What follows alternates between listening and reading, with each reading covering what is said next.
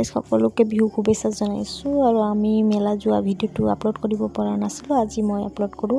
আমি কোন কোন গৈছিলোঁ, ইয়াত লগৰকেইটা মানে ভণ্টিহঁত আহিছিলে ফুৰিবলৈ। আৰু আমি মেলা আহি পালোঁ। এই মেলা ৰাস্তাৰ পৰা লাগিছিলে, বেগ কাপ ফুলদানি চব ৰাস্তাৰ পৰাই মেলা লাগিছিল।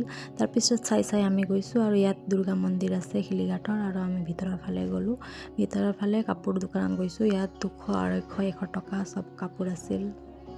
আমি চাই পৰা আকৌ ইফালে আইচক্ৰীম দেখি আইচক্ৰীম খাইছোঁ, বৰফ খাইছোঁ।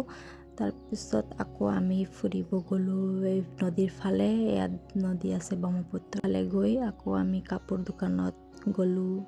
ইয়াত 200, 250 টকা কাপোৰ দি আছিলে আৰু আমি চবেই ল'লোঁ কাপোৰ, মানে কুৰ্তা চিট। আৰু তাৰপিছত ইয়াত টি চাৰ্ট আছিলে, টি চাৰ্টো চাইছোঁ আৰু ল'লোঁ। আৰু ইয়াত আঙুঠি আৰু মেখেলা চাদৰ আছিলে। চবেই চাই পৰা মেখেলা চাদৰো লৈছে 300 টকাৰ দামৰ। ভাল মেখেলা চাদৰ আছিলে। ব্লগটো ইমানে আছিলে, ভাল লাগিলে লাইক কমেণ্ট শ্বেয়াৰ কৰি দিব। Bye bye.